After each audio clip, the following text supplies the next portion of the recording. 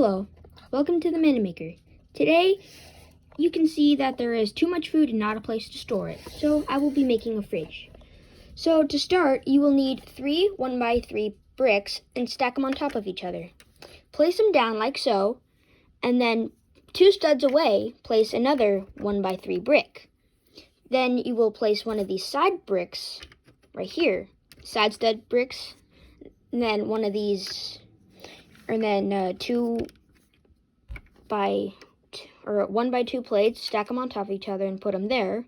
Then take a 1x2 brick and put it on there.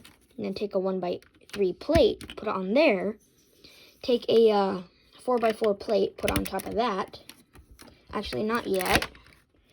First of all, you actually need to place some plates for the bottom of it, for the food, like so. Then you take one of these 1x3 tiles and put it right here. Then take 3 1x1 bricks and put them on top right there for a side of the door.